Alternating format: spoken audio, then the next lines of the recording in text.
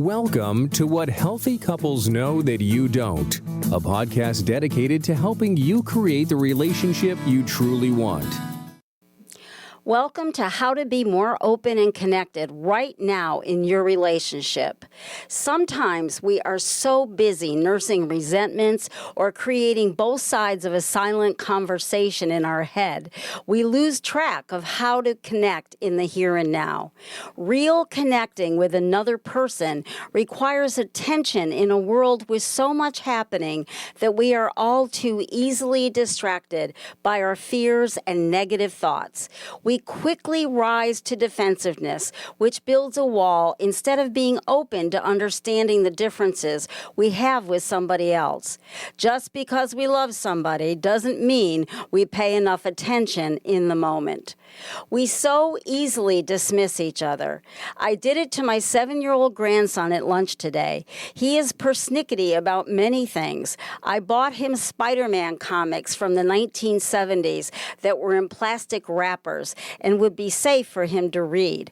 We opened one up and he hated the old, worn, faded paper it was printed on. So at lunch, he had only eaten 3 grapes and he refused a 4th, saying it was too mushy. I popped it in my mouth and then had to tell him he was totally right and I was wrong. It takes attention to make distinctions about situations instead of easy assumptions. Today, I had the distinct pleasure of hearing James Carville, the political consultant who helped Clinton win. It was a lecture at Chautauqua Institution. He said Democrats had not connected with male voters 18 to 30, and that was a huge problem. Then he added, what is their number one issue? And he said, a surprising thing, not cutting aid to veterans. Because it was a contract to go into the military that needed to be honored. What a surprise initially, and yet it makes a lot of sense. Connecting is a part of voting, love, parenting, grandparenting, teaching, doctoring. In my late 60s, I finally found a doctor who really pays attention, and I'm so grateful to be in safe hands for a change. Connecting with those you love is so important, and yet it changes over time.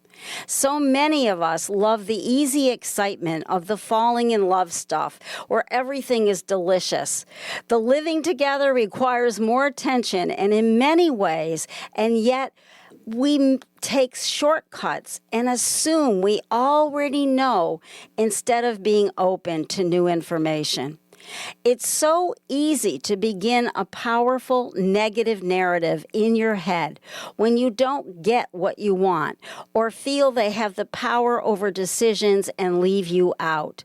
If you are not feeling seen or heard, then why would you make that same effort for your partner?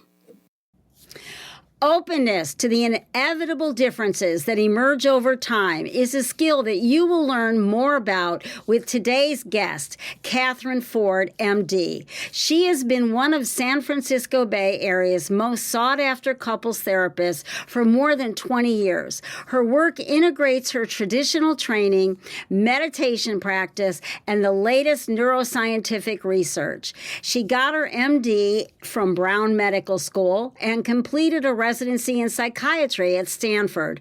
Not too shabby. She has taught in a variety of settings, including Stanford Continuing Studies, Stanford School of Medicine, Mind, Body, and Green. Her signature Aperture Awareness approach, a radically simple framework that guides couples out of crisis and into lasting joy and connection, is described in her just published book on all platforms, The Aperture Effect. Thanks so much for joining me today, Dr. Ford. Thank you, Rhoda. It's great to be with you. I really appreciate you offering to talk to me. So, my first question, can people really change, and what should every couple know about change? That is my favorite question in the world. It's a very piquant question in a certain way. If you think about it, I'm a couples therapist.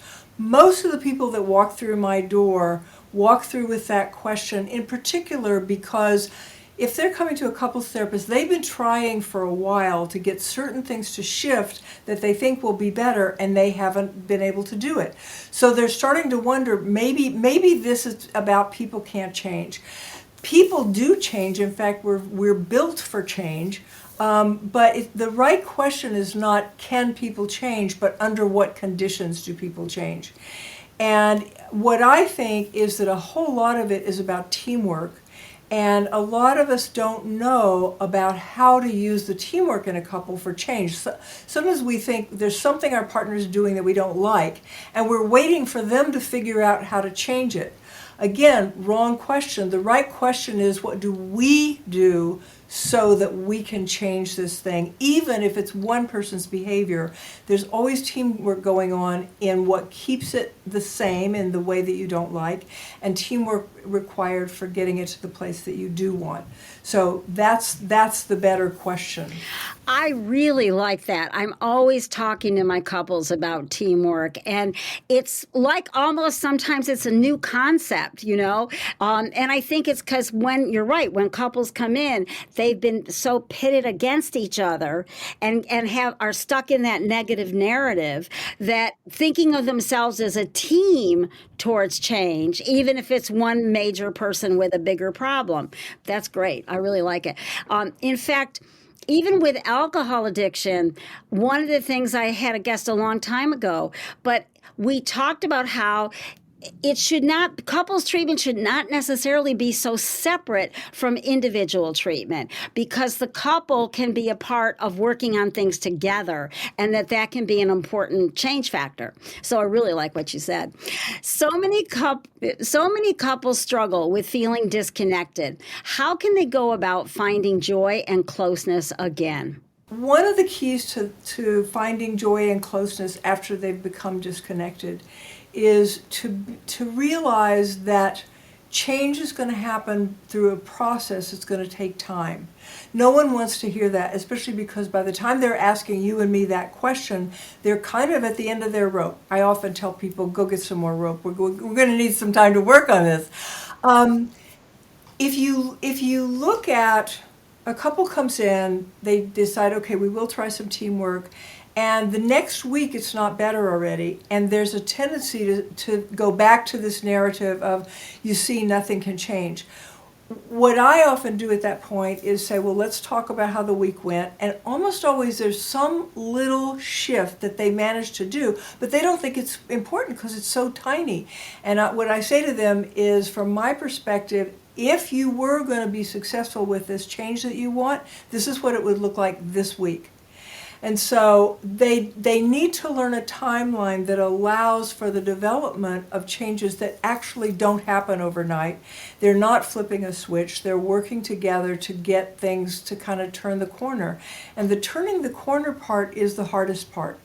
There's a principle in physics that says, reversing an object in motion wants to stay in motion going the same direction it is. So if their spiral is going down, the most likely and easiest thing is to keep going down. Sometimes I say, you're going to exert 80% of your effort for change for the first 2% of the change. And that's hard because you start out very discouraged. So having to exert that much just to get a little tiny shift can be discouraging. What you need to know is that first little tiny shift where you've turned the corner makes all the difference. After that, it starts to get easier and easier. And that's the important thing to understand about that. Can you give an example of a tiny little shift? A couple is in a pattern where she's constantly responsible for dinner, and he walks in at the last minute and sits down, and she talks to him and she says, I don't like this, it doesn't work for me. I actually want you to come home and, change your clothes and be ready to help me cook dinner. That's what I really want. I want this to be a joint project. This is a couple that their kids have just gone off to college. They're kind of rethinking everything, and she says, this is not going to work for me in this next phase. I want this to be together. The weekend comes, they do their usual weekend things. Now it's Monday, and he comes home.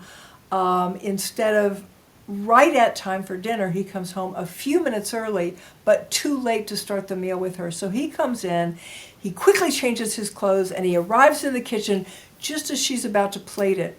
And he thinks, wow, I did it. And she thinks, are you kidding? This is not at all what I asked for.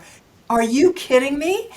And he's feeling like I tried so hard, because he did, to shift things so that he's not coming in late as she's sitting down, so that he's actually coming in time to change his clothes, to be in the kitchen a few minutes early. He's feeling like, whew, look at me, I did this. And she's like, and so then the problem is she will go into despair. And then she'll start to do all the things that are going to discourage him. He's going to give up, and now they're both back in giving up mode. That's exactly what happens. That cycle of despair gets so easily triggered because that negative narrative is really entrenched. It's really entrenched. And the other metaphor I use for this early change is, it's sort of like in a garden when you plant a bunch of seeds and they first come up, it's this tiny little green shoot. Looks nothing like the plant you hoped for, right? And if you overlook it and absolutely plant your boot on it, now no more plant, right? And so there's these tiny little green shoots in couples that you need to really be careful of, protect them, nurture them, give them some extra water. Congratulate yourself because you got a little shoot coming up, all of that. That's great. That really is. I like it.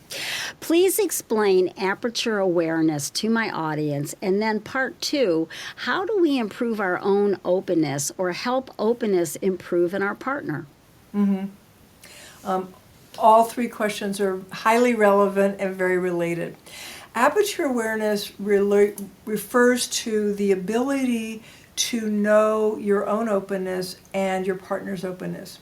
Now, it turns out that we're actually neurologically very well wired for that. When I first discovered that the key variable is openness, which was long after I'd been doing couples for a while, I realized that everything depended on their openness. They could say all the right words, but if their partner's closed down, nothing gets heard.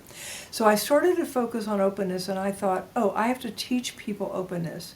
I have to teach them aperture awareness. And then there was a session about that time where she's talking to him about something really important to her. And as she's talking, he's starting to close down. And I see this. And as he closes down, she talks faster. And as he closes down more, she talks faster and louder. And as he closes down more, now she's talking faster and louder, repeating herself, and now he completely closes down. At that point, I stopped them, and I turned to her and I said, what's going on right now? And she said, well, he's completely closed down to me. And I said, so if you knew that, why did you keep talking? And she said, I didn't know what else to do. And that's when the aha moment happened for me, because we sense other people's openness all the time. I mean, it's hardwired. Being relational and being in the right relationship to other people is a major survival skill for people who are as social as we are. That's the way we're wired. We're wired to operate very well with other people. And if we don't pay attention to the signal, we don't get to use it. And if we don't get to use it, nothing goes very well.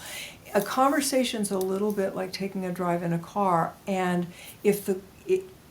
when you're driving a car, you don't want to be thinking about anything but you're driving. You want your eyes on the road. You're not looking at the map, which the equivalent in a relationship is you're not thinking about what does this have to do with attachment theory. You're keeping your focus on what's happening right now and how open are we. Is the road clear ahead of me? Is the sun shining? The pavement's dry? There are no boulders in the way. There are no big curves coming up. If that's true, in other words, if apertures are open, you can go pretty well, pretty fast, get where you're going, have a lot of fun, no big deal, no strain.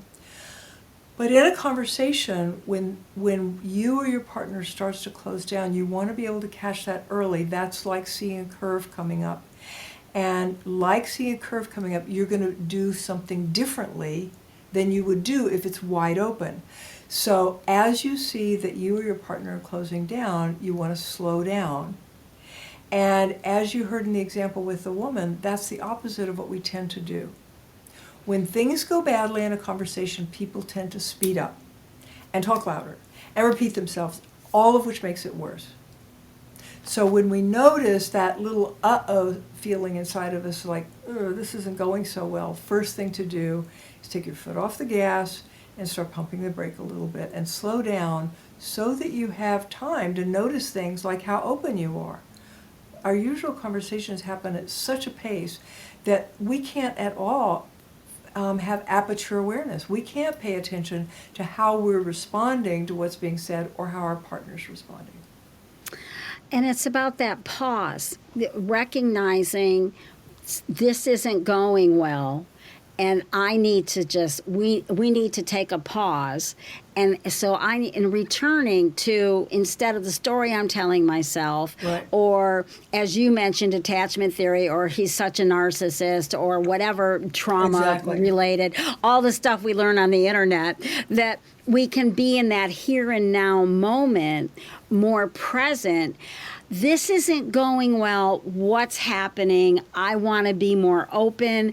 It feels like you're closing down. What can we do to keep this going? Yes. Exactly. Even if it's take a break for 10 minutes, And taking a break is part of it. Yes. Yes. Yes. I often say there's a hierarchy of things you need to do to keep track of apertures and to respond well to them. And it starts with keep things a little slower than usual. It goes from there to you might take a pause where you consult with each other. Gee, this doesn't feel so great to me. How about for you? Yeah, I'm starting to get nervous. Well, what can we adjust? Well, maybe you can adjust the pace. Maybe you can adjust tone of voice. Maybe one of you says, when you use that tone of voice on me, I just close down. Okay, there's something you can adjust. Then you go back to the conversation with the adjustments in mind. And sometimes, as you said, things have gotten so closed down that you actually need a complete timeout. Stop the conversation, leave the room. That doesn't mean you're not going to talk about it. It means you're going to take a break. The research shows that at that point, the break probably needs to be 20 minutes long. This is something called flooding. It's a physiologic state. What it means is that your emotional apparatus in your brain has been stimulated for long enough that you've started to dump cortisol and adrenaline into your bloodstream. And that's why you get this funny racing feeling, and you can't think very straight anymore, and you can't talk so well, and you can't listen so well. And once your bloodstream has cortisol and adrenaline coursing through it, it takes about 20 minutes to clear that. So people think they can go and talk themselves off the ledge for 5 minutes and now they're good to go. They might be doing the right thing by talking themselves off the ledge. Still, they're going to have to wait another 15 minutes to get back to the right physiologic state. Oh, excellent. Great information. Please, I really appreciate your use of the word dialogue for the second part of your best practice for couples. At Chautauqua, as I mentioned earlier, dialogue is a big part of what it's all about. On the stage with Democrat James Carville was Kristen Soltis, an important Republican pollster and political commentator. Dialogue is a value that I don't believe we talk enough about. So tell us how dialogue works to improve communication. Excellent. Yes, that's my favorite word too. Aperture I made up myself, and aperture awareness is my word, but dialogue is a word that we have in our lexicon, but here's a particular way that I mean it when I use it. I mean conversations that are about more than do we agree, and if we don't, who's right? And that was really good. Yes. So many of our conversations with our partners, but also with everybody else in the world, without even knowing it, we're listening for, do I agree with you or not? I don't. Well, here's what I think. Here's what you think. Now we just have to decide who's right. Dialogue means none of that is even relevant. What we're trying to do is get as many ideas on the table as possible, sort of like spreading out a bag full of toys that we can play with, only these are usually serious toys if we're in a serious conversation. Dialogue I define as conversation where the priorities are learning, collaboration, and having a good effect on the relationship. all of that means the learning part is especially important. You're looking for a conversation that goes beyond drag and drop. This is a conversation that goes beyond just exchanging what you each already know. You're trying to have a conversation, and you're trying to use your teamwork to get to the part of the conversation where you're truly discovering ideas neither one of you had when you started talking. When that starts to happen, you know you did it. And you found your way into a dialogue that's going to be way more interesting and way more fun, and it's going to leave you feeling good about each other rather than not so good about each other. So I made the mistake of telling somebody on a plane what I did when they asked me, which I generally don't do.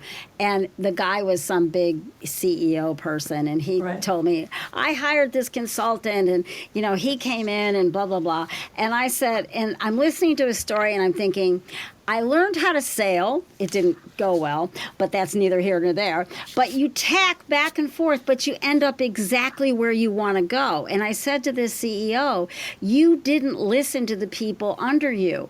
You were tacking back and forth, appearing as if, but you ended up in the same place you started. And that's not dialogue. That's not dialogue. Yeah, because he had a goal in mind, and he felt very satisfied that he got there. Yes, he was proud of what he was telling me. That's not dialogue. Yes, it's a great example.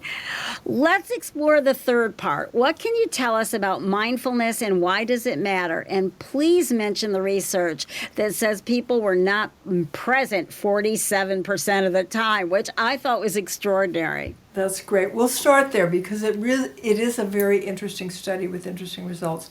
Killingsworth and Gilbert at Harvard, research psychologists, decided to do the following study. They gave a set of subjects an app on their phone, and the app would create a signal intermittently and unpredictably. So at random times during the day, the subject gets a bing on their phone, and when it goes bing, what the subject's supposed to do is record three things: what they're doing, what they're thinking about, and how happy they are. Two big findings. One is that only about 47% of the time were what they're thinking about the same as what they're doing. Second big finding is when those two things are the same, are congruent, that's when they're happiest. The important part of that second part is mindfulness actually feels good. Now let's go back to the importance of mindfulness. The reason we have to learn mindfulness is we've become not very good at it. At a certain point in evolution, our brains started to figure out how to think about things that weren't actually present. We got the ability to remember where the berries were yesterday so that we can go back to that nice bush. We got the ability to imagine the hunting party tomorrow so we can figure out which tools to take, etc. We got very good at what I call the there and then. But we got very bad at that point at the here and now, thus Killingsworth's and Gilbert's study. So we do have to cultivate the ability to be in the here and now when we want to. We're still going to use our big, wonderful brains to think about the hunting party tomorrow. But at certain points, and I would suggest when we're in important conversations, our mind should be on as little of that as possible. We want to kind of put the theories to the side, put our ideas to the side, put our memories about how this conversation went the last time we tried it, kind of put that a little bit to the side. You know, in the mindfulness world, there's a phrase, Zen mind, beginner's mind. And they often talk about having beginner's mind. And what that means is you're trying to notice what's happening right now with no preconceptions based on something that isn't happening right now. And so aperture awareness, if you think about it, is a mindfulness skill. It's a particular application of paying attention right now, what's happening. Are you opening or closing? Am I opening or closing? And accessing the ability to know that and prioritizing that over anything else, including sometimes people say, well, I can't think about that and think about what I'm going to say. Okay, then don't think about what you're going to say. Just notice your openness. If you lose track of everything else, if you lose track of what the conversation's about, it's not so serious. If you lose track of whether or not the two of you are open to each other, it's going to be very serious. I also loved your fourth part. learning and your idea of being learning partners. I hadn't put those two words together, learning partners. And I'm a big lifelong learning. That's what your talk was all about. I'm Right. totally into lifelong learning. And I love how you put that, learning partners. So please tell us more. Great. I love it too. Actually, in the years before I started wanting to really focus on aperture because I decided it was the most important thing, I often referred to my model as the learning partners model because that was the first thing that I hit upon that I thought was really important and could make an important difference. Learning partners means, and this is what I was going to go back to earlier, I remember now, the reason I started doing, when I first opened my practice, like most people, I did a little bit of everything. I saw individuals, I saw couples, everything. And at a certain point, I realized that I was mostly seeing individuals. I realized I was having an hour a week with somebody to work on a serious thing they were trying to change, and they were going home for all the other hours of the week, many of which were going to be spent with their partner. And they were in a pattern or a set of patterns which they were both participating in, and if they went back to their partner and their partner was still doing their part of the pattern, whatever I had asked them to try new was going to be really hard.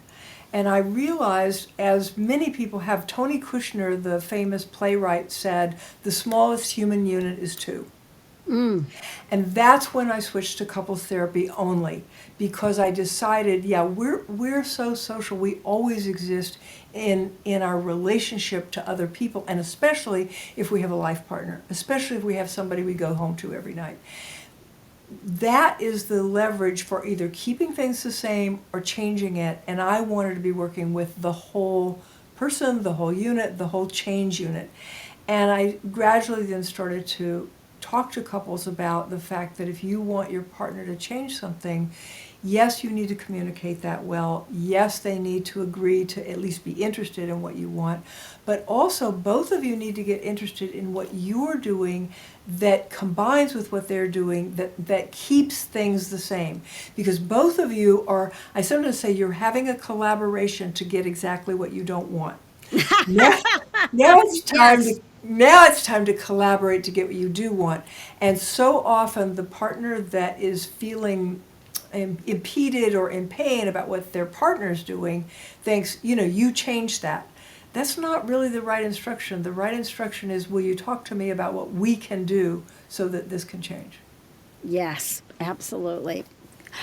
Your idea of relationship spirals, where things are going well, and spirals where things are in trouble, that both are spirals, in my mind, is a way to normalize the ups and downs of relationships. So please talk about that, because I really find that important. I feel like people start to act like you're never supposed to quarrel. Oh, we're successful because we don't fight. Right. And I'm like, no, I don't know anybody that doesn't have ups and downs unless they're not paying attention, you Right. know? Yes. Yeah, good thing to talk about. There's a big difference between the regular old ups and downs that happen all the time, usually in the course of every day, actually.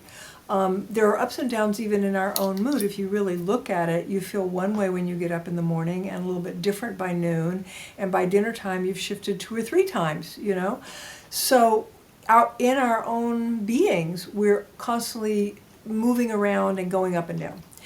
There's a big difference between the ups and downs that are normal and a part of a good, healthy, working relationship and a spiral. A spiral is I define it by, a downward spiral is when your predictions about what's going to happen next are more negative than positive.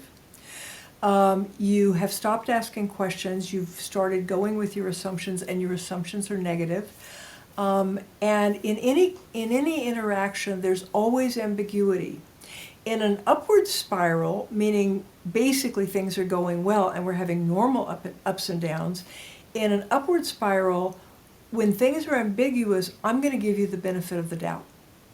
And therefore, I'm either going to assume that what you meant was something not terrible, or I'm going to ask you, like, that sounded kind of funny. What did you mean by that? In a downward spiral, I'm going to assume that you had malintent or that you were up to no good, and I'm not going to ask you what you meant. I'm just going to assume that I know and walk away. Normal ups and downs means that, we're so reactive to each other. Anybody that lives together, even if you're not life partners, just roommates, the thickness with which we're interacting and reacting to each other is constant. And so it's inevitable that there's going to be these little moments of ouch. You step on each other's toes. I do something that you really don't like, and you thought you told me 100 times that you don't like it. I did it again. And the ability to recover from these things, to figure out when and how to talk about them, and to recover from these ups and downs means that you don't go into a downward spiral. And some of the downs, some of the oopsies, you need to have an actual conversation about, and some of them you need to take a deep breath and move on. And the ability to figure that out and figure out which to do when, and then the ability to have the conversations that kind of clear things up so that you don't keep spiraling down, that's what it's all about. I like what you said about assumptions, because I think even there's times when I'm listening to my couples where they have already made assumptions about what the other person is going to say. And they tell them, oh, you think blah, blah, blah. And I'm like, whoa, wait a second. Let's find out if that's true, And you're right, because I'm often saying, why don't you ask that question instead of assume and tell the person. And I think it's a shortcut. And I think we don't take enough time for real understanding.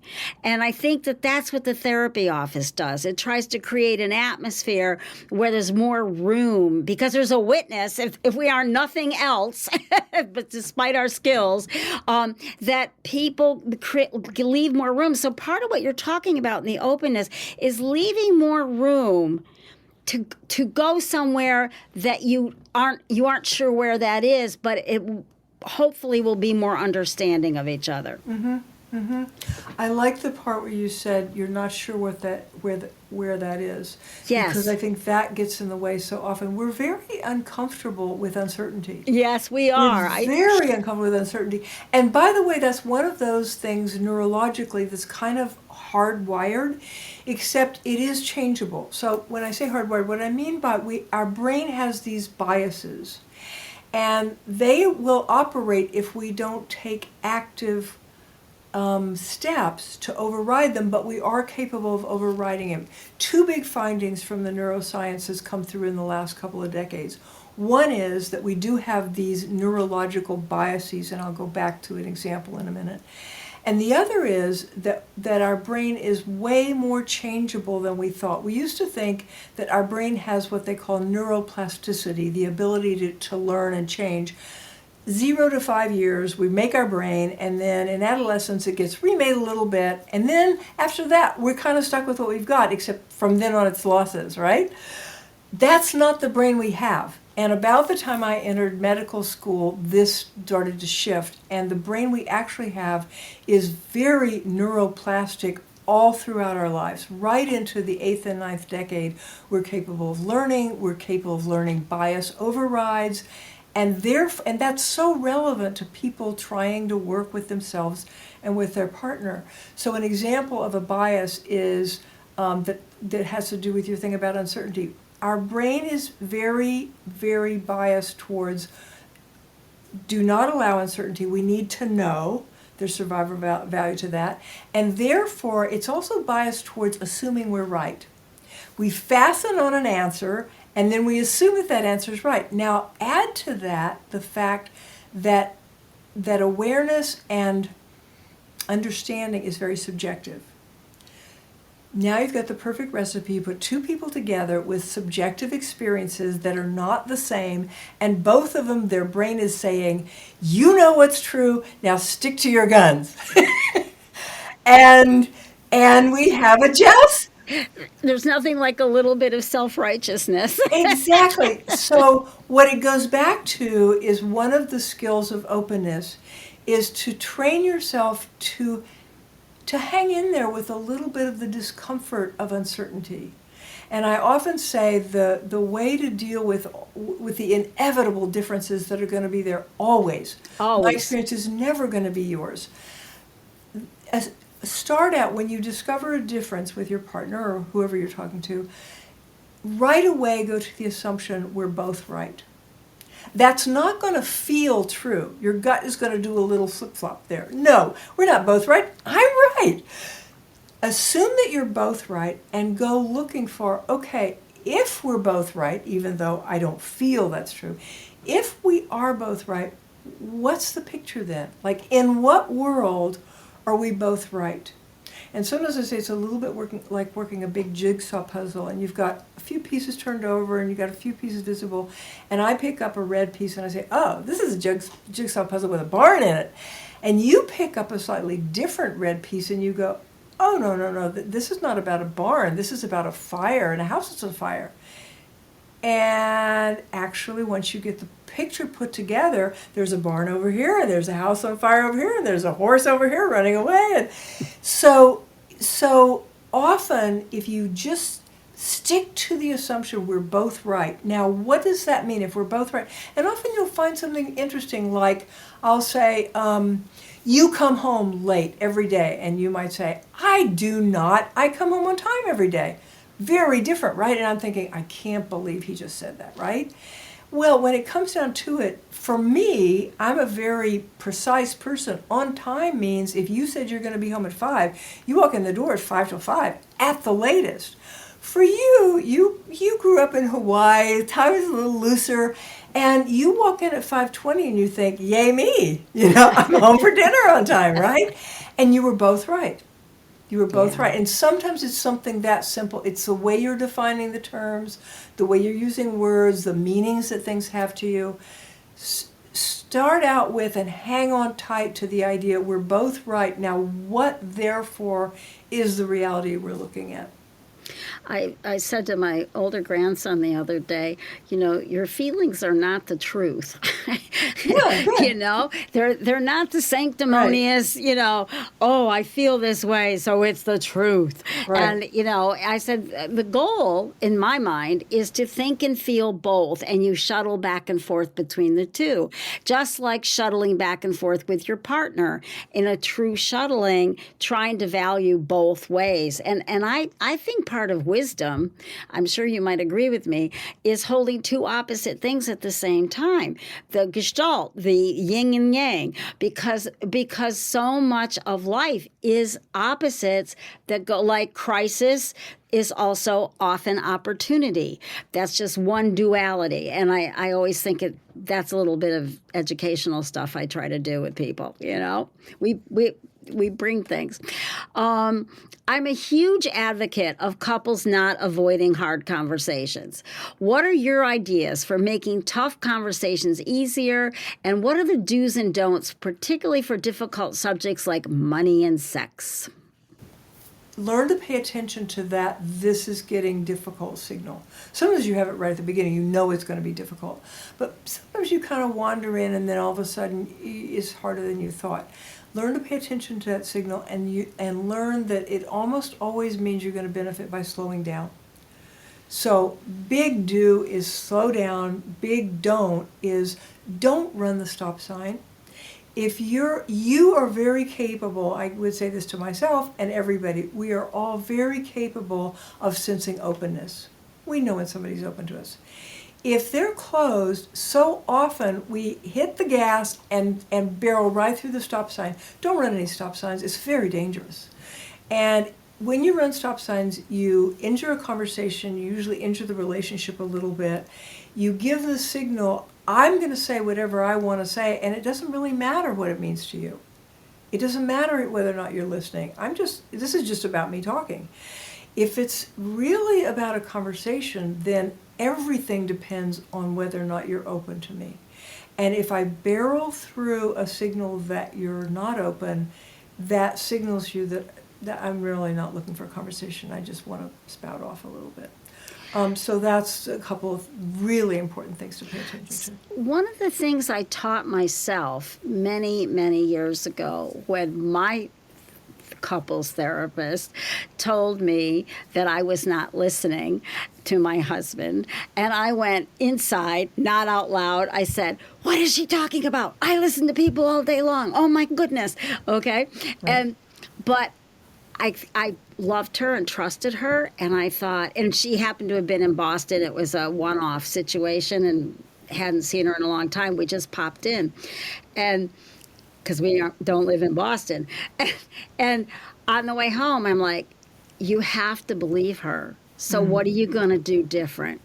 And I came up with putting my hand over my mouth, and to this day, I still do it, and I've suggested it to some of my clients who are what I call too much. There's too much and too little.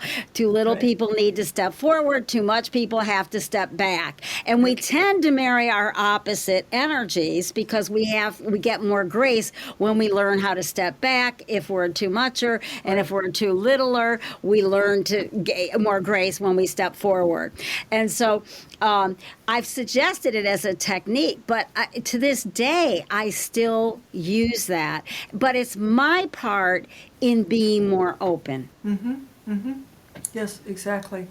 And you're right, the too much people often need to do that. They often need to, a couple needs to find their conversational style.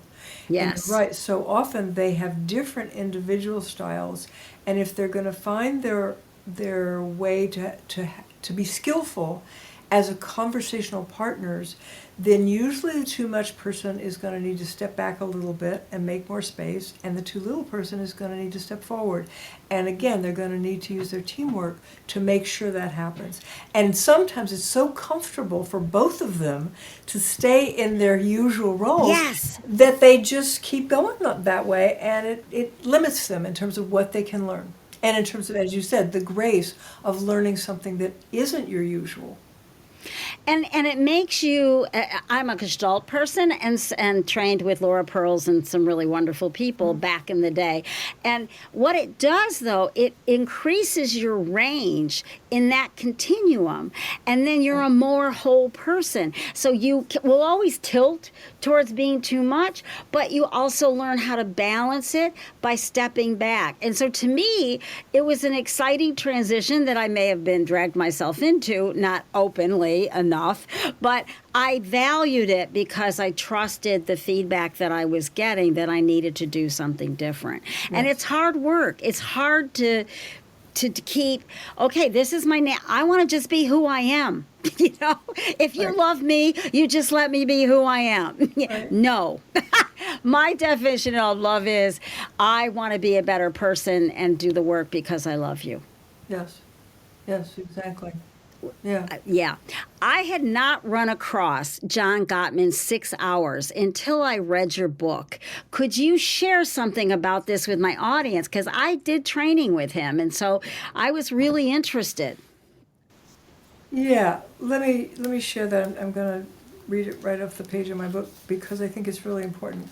So John Gottman, for those of you that don't know, John Gottman is a really interesting person in the field of couples therapy because he started out right after, during his graduate training, he decided he wanted to study couples relationships. All three of his advisors basically signed off the case. They didn't think that was a good idea. He stuck with it, and therefore has research that goes way beyond what we knew before about what actually goes on with couples. What he discovered and what he talks about, first of all, he really emphasizes, as do many people, the importance of spending time together. We're so rushed these days, we falsely convince ourselves, well, quality time instead of quantity. No, actually, when it comes to relationship time, it's real minutes. You can't replace 5 real minutes with 1 quality minute. It doesn't work like that. We need actual contact with each other. Gottman tried to figure out, especially for couples that are in a time bind, especially think of couples with little kids. They really don't have time to be together. What's the minimum amount that you can spend with your partner And how do you spend that time so that you get the best possible relationship for the time you spend? And what he came up with, back when he first described this, he described it as the 5 essential hours. Later on, he, as I did, discovered that actually there's a 6th hour, and that's the hour where you sit once a week and talk about your relationship. The 5 hours goes like this. 2 of the 5 hours are date night. And date night's become, a pretty well-known term. And what date night refers to is no matter what's going on in your life, no matter how many other people live in your household, parents, kids, dogs, whatever, you need 2 hours a week where it's just the 2 of you. It doesn't really matter what you do. Try to do something pleasant, but have fun. This is not 2 hours to discuss your problems. It's not 2 hours to plan where the kids are going to go to school next fall. This is 2 hours of doing something that you enjoy doing together. It could be taking a walk. It could be going to your corner restaurant, or it could be something a little fancier if you want. But I say this because people I find get hung up about date night. Well, I don't know how to plan it. I want to do something special. Forget about something special. Just set aside 2 hours. So 2 of the 5 are date night, and the other 3 are made up of partings and end-of-day check-in, a lot of it. So partings means in the morning before you leave, you have at least a couple of minutes of saying goodbye to each other. Goodbye, have a nice day, see you for dinner. Quick kiss and you're out the door is a lot better than nothing. Is a lot better than getting in the habit like, I'm so rushed, I'm sure she knows I'm leaving, I'm out the door. So a very intentional check-in before you leave, goodbye. And when you get back home, 20 minutes in the evening for a more extensive check-in with each other about how the day went. This is the chance for you to stay current with each other. Oh, that meeting that you had that you were so worried about, how'd it go? Or I heard that there was a disaster at the school today because the plumbing broke. How did you handle that? So you're catching up on each other's life so that you don't start to have that feeling of isolation of like, my partner has no idea what my life is like. This is your 20 minutes to make sure they know what your life is like. And it doesn't have to be fancy, you don't have to solve any problems, but spend 20 minutes, preferably with nobody else around. So this, for little kid land, this may be after the kids are in bed. And don't extend it to an hour if you're tired. Leave it at 20 minutes, but make sure you get caught up with each other. The rest of it he calls admiration and appreciation. That's so important. So many little things. Can I say a little bit more about this? Absolutely. I think this is really important. So admiration and appreciation. Sometimes I find myself telling couples, it's not all about pulling the weeds. You have to establish a positive context for these difficult conversations, which means in Gottman's terms, 5 out of 6 interactions should be positive. So I tell people you need to develop the habit of noticing and commenting on everything that your partner does that's helpful, that's good, that's generous. And and I'll say simple example like, thanks so much for cooking dinner, that was great. Or thanks so much for taking the car to the car wash. And more than once, someone has said to me, well, that's just table stakes. We don't have to say that stuff. And they get an eyebrow raised from me, and I say, let me tell you something. In a good couple's relationship, there's no such thing as table stakes. Table stakes means I'm entitled to something just because I married you, live with you, put up with you. No, you're not entitled to anything. You're very lucky. Loneliness is a big problem in this world. You are very lucky that you have a partner, that you do come home to somebody, and it's not to be expected that that person did anything good that day for you. But they probably did. They probably took the car to the car wash or cooked you dinner or went shopping for that present for your mother for her birthday. All of that requires you to notice it and whenever possible, say something. It means the world to your partner. I actually know this because I was really bad at it. And my husband was really good at it. And he kept asking for things that I kept thinking, oh, table stakes. And finally he convinced me, no, you really have to start noticing and you have to start telling me that you noticed. And he was totally right. And it was absolutely, it took a while to change my habit, but it didn't take forever. I mean, I just had to decide, okay, he's right, I'm going to do that. And it's a very good habit. So that's the admiration and appreciation part. And the other part is affection, and he's talking about little gestures of physical affection. A hug around the shoulders, a kiss on the cheek, patting somebody's knee while they're driving. In addition to other more interesting romantic encounters that you might want to have that are more erotic, it's very important to reach out and touch each other in small ways, just to say, I'm here, I see you, I'm with you. That's the 5 hours. That's Gottman's 5 hours. And the 6th hour is once a week, you sit down and you have an intentional conversation about the relationship. When couples ask me, as they often do, how will we know when we're done with couples therapy? The answer that is absolutely the truth is, when you can do this on your own, you're done. And what that means is, once a week, you're going to have a really good conversation about the relationship. And if it turns tricky, you're going to know what to do with that. And when you can do that, then have a good life. What I love, what I say often, the piece of Gottman that I picked up is, and everything you're describing fits in that, is that he said people who get divorced turn away from each other, and people who stay together turn towards each other. Yes. So those hours are ways to turn towards each other more consistently. And I think even that just simple way of thinking about it, you do want to turn toward. And I loved what you said about, because loneliness is a huge problem in this world, and that you are lucky to have a partner, but it's not magic dust. It does take work, and you have to really try to understand the differences that you get tired of. Yes, exactly. Exactly. And most of the things that we value and want and are lucky to have do require us to work with them and for them. Often we want to have a car. Well, you don't just drive your car, you have to put gas in it, you have to clean the windshield, and you have to put the oil back, and all kinds of things that you have to do to make sure your car actually is drivable and pleasant to be in. You're not entitled to that, you have to work for it, and a relationship is like that. You're lucky to have someone that you can do this with, but when people say it shouldn't be this hard, like, who says it shouldn't be this hard? There's a certain kind, that's leaving aside, there are certain kinds of hard that I'm not going to talk about right now that really are too hard, like if you're in an abusive relationship.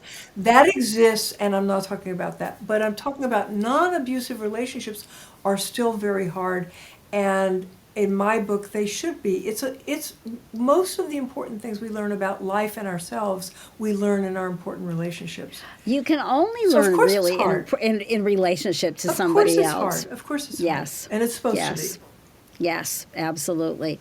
Is there anything else that we haven't covered you'd like to toss out there for people to think about before we end? And you tell us the name of your book and your website. I'll toss one more thing, and then I'll tell you the name of the book and the website. Don't give up on your vision. Too often when things start to go badly, when the honeymoon is over, people get married because they have a really wonderful vision of what it could be like to be with this person and to have a joint life. And then after a few months, or maybe after a few years, they start to realize that's not at all what we have.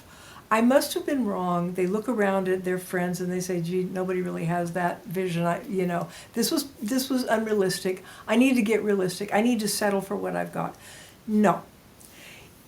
All this hard work needs an inspiration. You're not going to be able to do all that hard work just for something you're settling for. Keep your vision. Add one thing to your vision, which is learning. This is a vision of what the two of you are learning to do together. It's not a vision of what you have just because you put the ring on the finger and walk down the aisle. This is a vision of what you're aiming at. Keep it as that. You need that inspiration. All right, that's my final nickel in the slot. My website is katherinefordmd.com. Should be pretty easy to remember. And my book is The Aperture Effect, and it's currently available just about anywhere where you get your books. Thank you so much. Thank you. Think of openness and connection like your relationship's Wi-Fi signal. When it's strong, everything runs smoother. When it's weak, well, there's buffering, misunderstandings, and frozen faces. So keep checking your emotional router, plug into each other daily, and don't be afraid to reset when needed. Thanks for joining us today. There are over 450 pages of free info on my website, therapyideas.net, but it does take 15.6 seconds to load. Thanks for being here. Thank you for listening to What Healthy Couples Know That You Don't. If you have enjoyed the show, please leave a rating and review on iTunes and help get the word out. To learn more or connect with Rhoda, visit therapyideas.net.